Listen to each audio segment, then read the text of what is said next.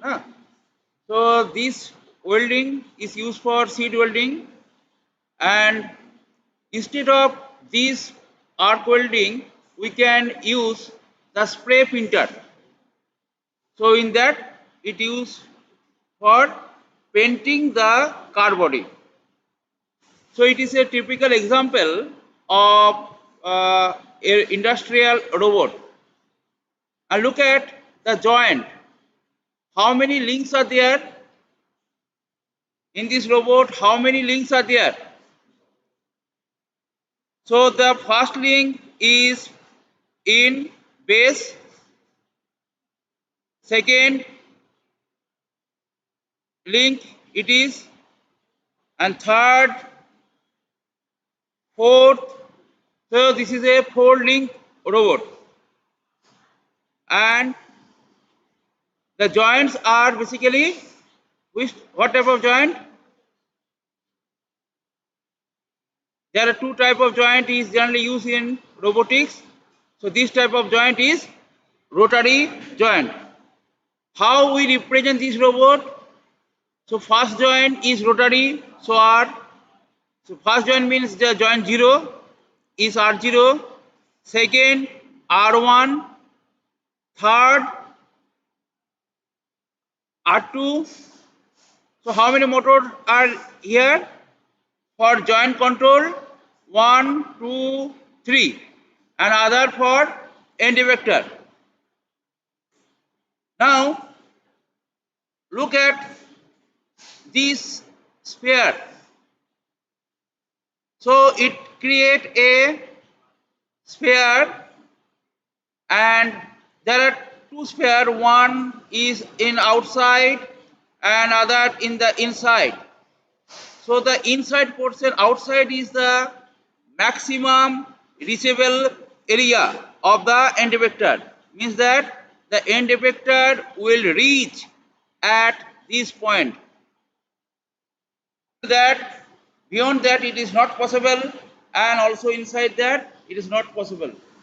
So this end effector is create a sphere.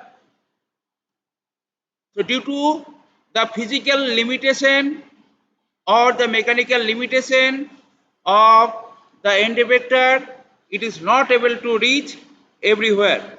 So it is a basically work envelope. Okay. So in this figure it is clear that this is the work envelope. So circle, this is rotary joint, is generally create a spherical envelope. Now actually in streaming there is a late, so I pause for 2 seconds. Yeah. Now look at this figure. So I already discussed this figure, which work envelope is spherical. Look at it is not a complete sphere due to the mechanical limitation of the robot. How you increase this sphere or reduce the work envelope dead zone? By using one thing is that by increasing the length of the link.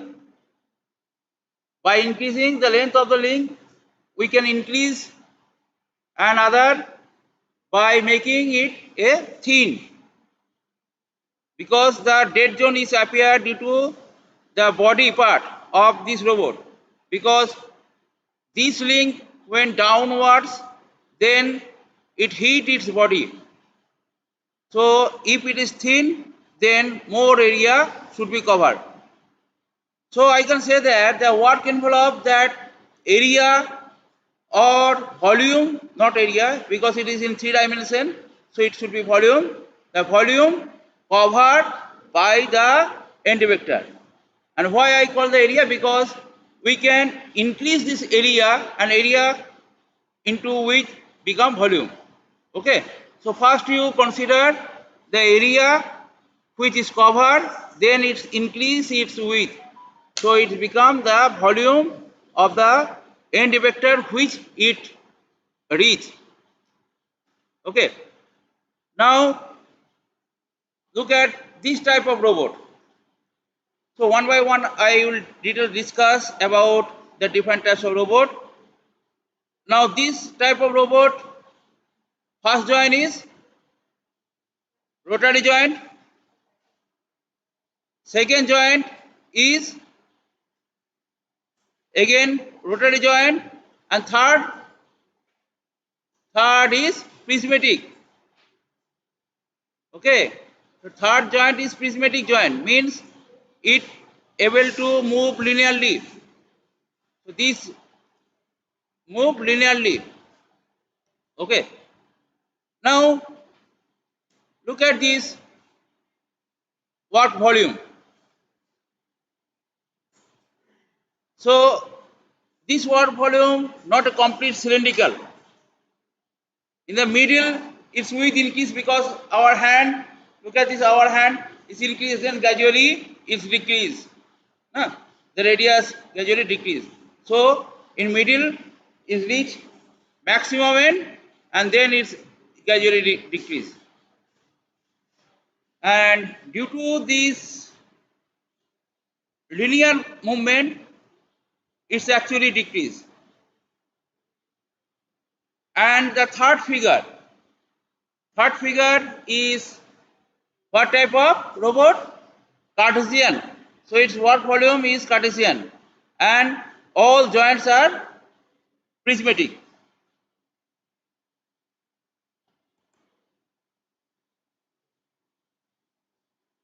So the work envelope depends on,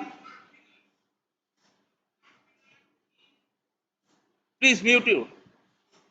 So work envelope depends on range of joint, that the motor completely rotate 360 degree, or mechanical limitation we provide the only 60 degree or 45 degree. So depends on that, because our hand is not able to rotate 360 degree. It's a limitation that 180 degree. Okay. So if there is a barrier, then its angle of rotation is reduced. So the work envelope depends on, first depends on the range of the joint, means from which angle to which angle it able to rotate. We consider ground as a reference, then we increase it angle or length. Angle for rotary joint and length for prismatic joint or linear joint. Second point is size of the robot. I already discussed that this thickness, this width is basically play a crucial role. So if the robot is bulky, then its work envelope is reduced. Why bulky? Bulky robots is required to handle heavy load. So a thin robot is not able to handle the heavy load. And this load is called the payload of the robot. So payload means the maximum load able to carry or able to handle by robot is called the payload. So payload depends on the nature of the robot and its size of the robot and the materials which is used for the robot and the different types of controller. Generally we use the servo motor, and the servo motor is a limitation to handle maximum power capacity. Okay, so it's able to handle 5 kilo, then we call its payload is 5 kilo, and the range we use that angle that it able to, this link able to rotate from this degree to this degree, or if it is linear then we call that the linear movement 5 centimeter, 10 centimeter or 1 meter, like that.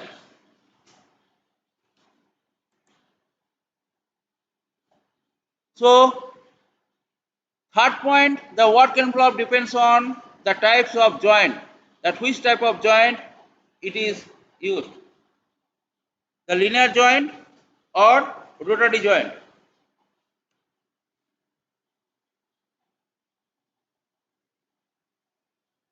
So the joint also play a crucial role for work envelope or work volume.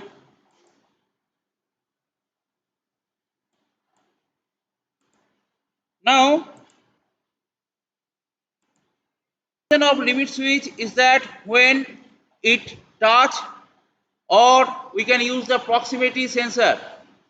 The proximity sensor, proximity lens sensor, consider the lift. When lift is open, lift door is open when we press the level 2, level 3, level 4. After pressing the level 2, it's moved to level 2. Then when it reach to level 2, it sense the door opening is there or not. How it sense? It sense by the using limit switch or proximity sensor. The proximity sensor, you can see that when a person try to enter into a lift and it try to close, then if we detect the human, the lift door again open. How? Because using the proximity sensor. So it senses that person is there or not. So there are various type of sensor available to limit its operation. So joint where it's moved from horizontal, that is joint 0. So if it is try to reach its end, what happen? That the tool is hit the worker. So for that, for safety purpose, we use the limit switch. Means we block the operation up to this. Means we define the work range, work volume, that up to this it will work and after that it will not go for safety purpose. So this portion is robot work envelope and this portion is working envelope.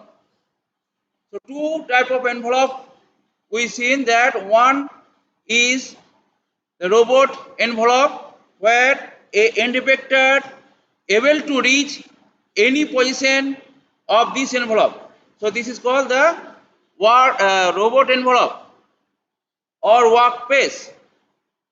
And this red portion, up to this red portion, this is called the work envelope. Work means we use this portion. We can increase this limit. How we increase this limit? By changing the position of the limit switch. So what is the function of limit switch? Limit means that we assign that work up to this limit. So we may increase the work envelope as per our choice. But remember that limit is placed inside the work envelope.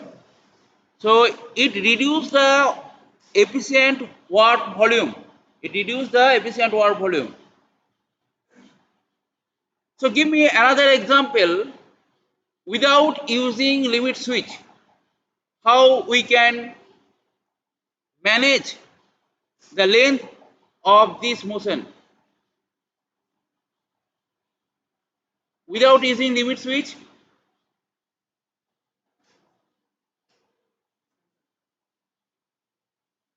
The limit switch sensor, good. Another using sensor, proximity sensor. Another mechanical limitation.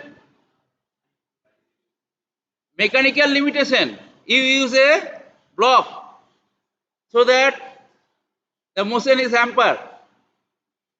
That's called the mechanical limit mechanical limit. So using the limit switch, if it is touched the limit switch, then the power supply automatically cut. So it not go further. Sensor, using the feedback control, we can control its work envelope, and using mechanical limit is very effective. Mechanical limit, sensor may be failed, control mechanism may be failed, but mechanical limit is somehow the block its operation. So for safety operation, safety purpose, we use two type of limit switch, limit operation. One using limit switch and other is for mechanical limit switch. Okay, so mechanical is very effective, but it force on the motor, so the motor may be burned out. So better to use the sensor, and for further precaution you can use the mechanical limit switch. So if the one is failed, then mechanical obviously block its movement.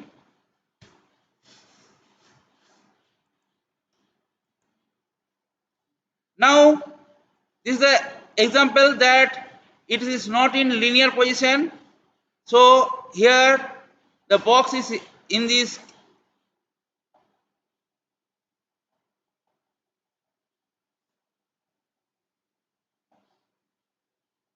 So box is in this conveyor belt and it plays into this conveyor belt. It is not in linearly. In previous example, the conveyor belt in linear movement. So for linear movement, the Cartesian robot is suitable. And for this, the one portion is rotary and other joints are prismatic joint. So I hope you already go through this video.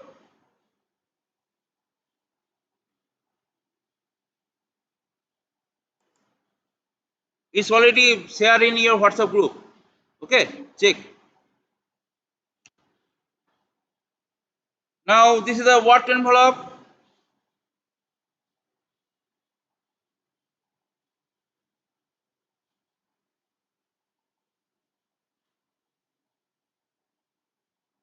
Of Puma robot.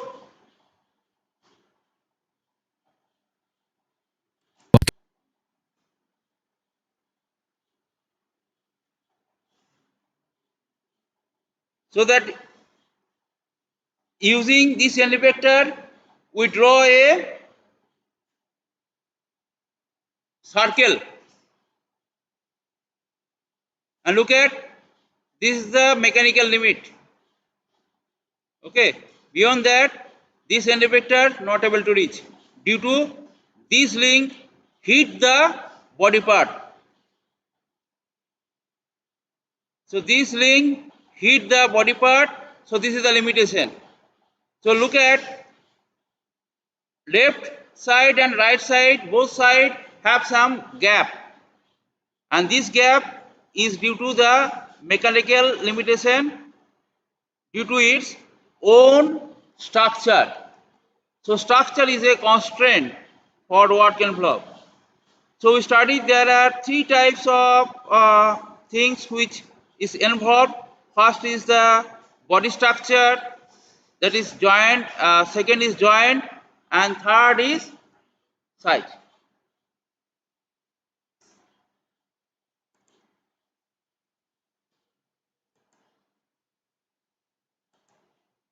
So look at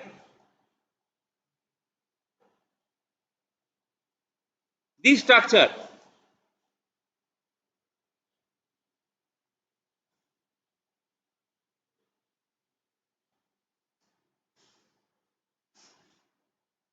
So this portion, the end effector is not able to reach. So only inside the circle, outer circle and inner circle. Inside the circle, the robot end effector able to reach, and others is not able to reach.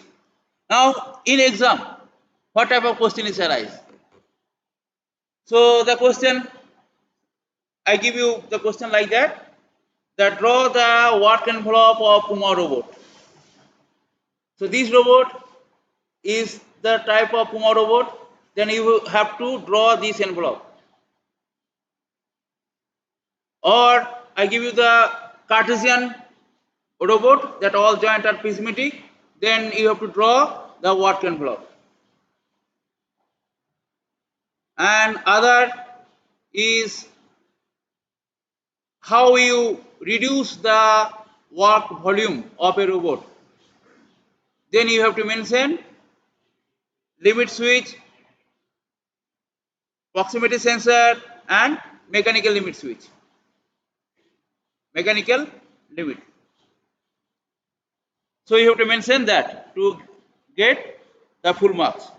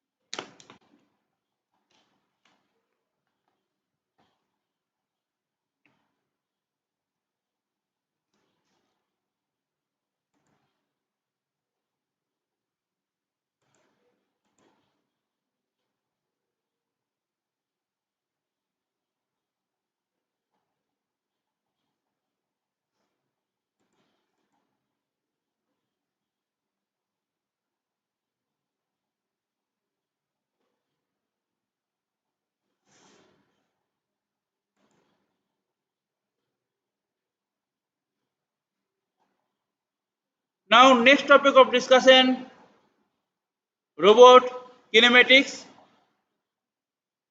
We already discussed the robot kinematics. The robot kinematics is referred to the geometry and movement of robotic mechanism. Now I ask the mechanical engineering branch, what do you mean by mechanism?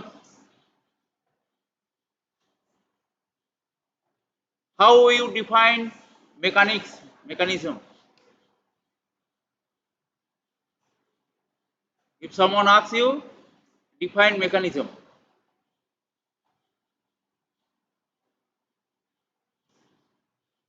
Now question open to all.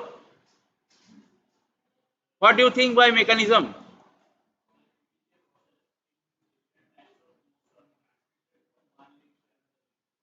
So mechanism is a process, okay, that generally mechanics is related to its motion or statics. No? So basically the mechanism is the process to define the motion from one link to the another link, or we can say the motion of a link with respect to another link. Since the all things are movable, the joint, if I consider my body, so if I move, then how I define my position? How I define my position? So with respect to ground. Now there should be a reference because the ground also in moving condition. So in this universe all are moving. So we have to define a reference. So we say that with the reference link, okay, so you modify your definition that with respect to another link. The link itself may be a movable thing, but with respect to that link, we create a motion. So, robot is basically, if I say that motion of links, controllable motion of link means that the motion of the link you make controllable motion of the links or different types of joints which togetherly is used to perform a specific task or user defined task. In our first class, we discussed the three laws of robot. Okay, that robot is generally we use the three laws that robot is doing the work as per the instruction. Robot is not harmed or injured any person, and it protect itself. That is the nutshell of the three laws of motion, laws of robot.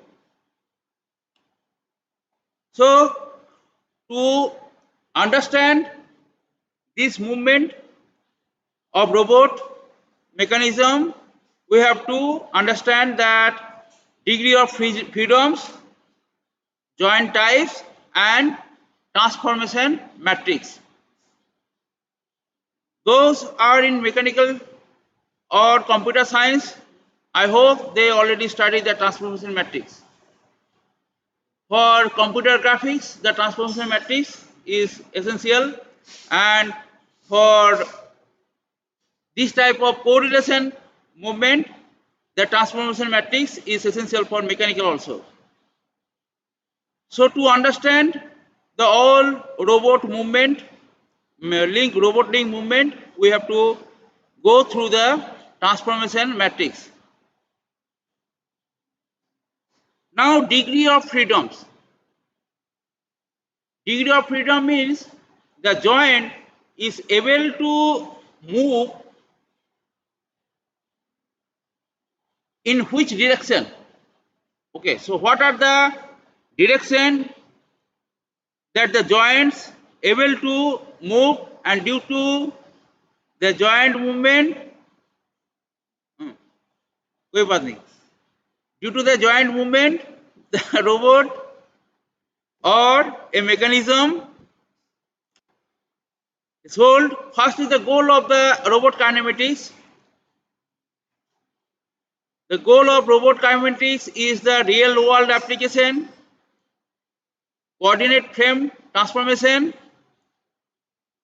homogeneous transformation matrix, and end effector position and orientation. So these are the four goals for studying robot kinematics, that real world applications like the robot end effector is working for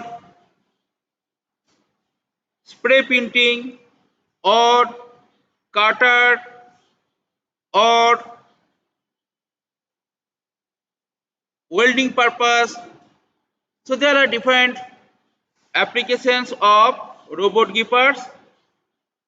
So how it able to reach from one position to another position is basically covered through the kinematics study.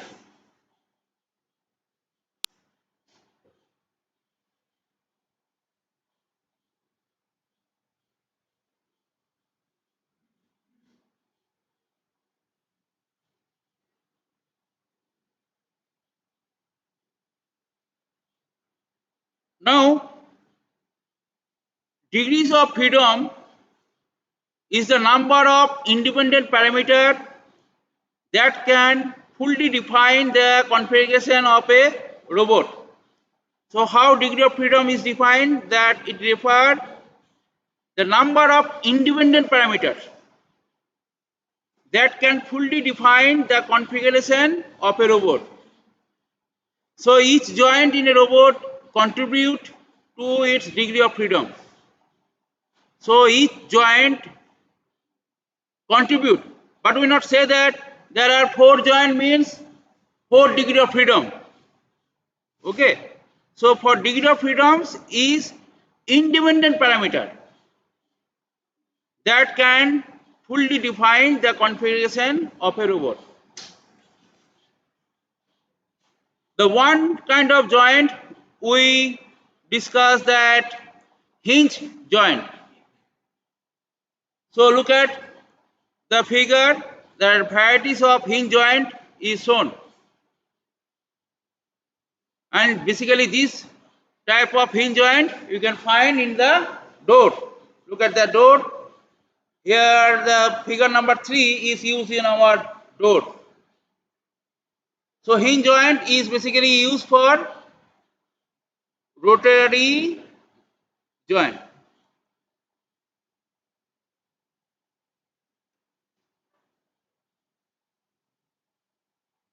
So you can say that this door is 1 degree of freedom. So 1 degree of freedom, look at the door is either open and closed. So this door have 1 degree of freedom, either clockwise or anti-clockwise, or 1 degree of freedom. This window is also 1 degree of freedom.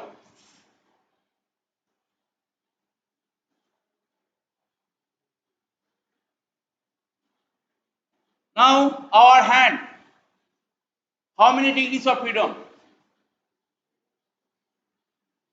Let's calculate.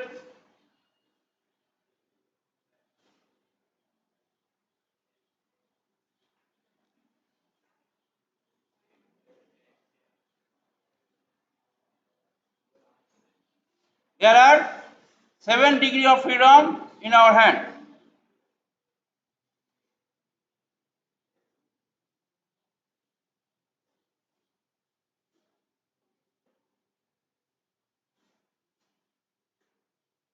Seven degree of freedom. Look at this figure. In this, it has 3 degree of freedom. 1, 2, and 3. So 3 degree of freedom in our soldier. Second, this is the 1 degree of freedom. You cannot twist it. So it is a 1 degree of freedom. And this is 3 degree of freedom.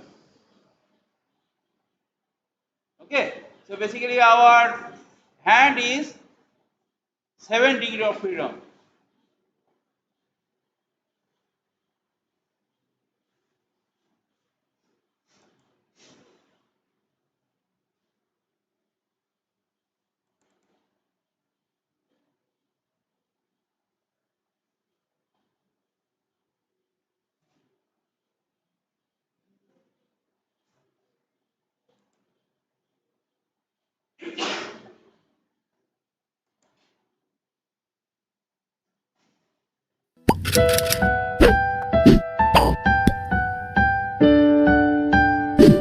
Attendance sheet.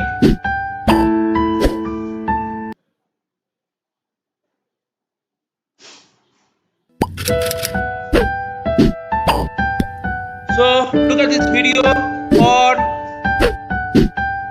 elbow joint.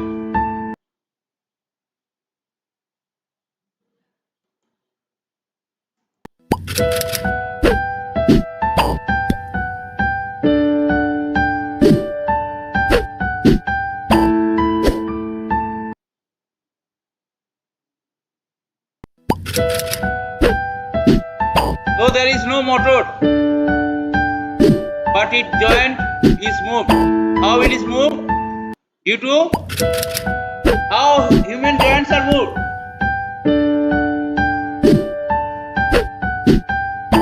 Muscle construction. This is muscle, na? Due to the muscle construction, it moves.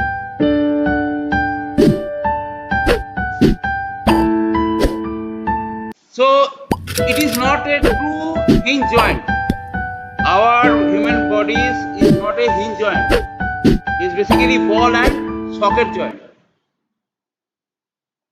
So ball and socket joint is here. That's why it is 3 degrees of freedom. Here 3 degrees of freedom due to the different types of muscles. It able to rotate in 3 degrees. But our arm, this portion is only 1.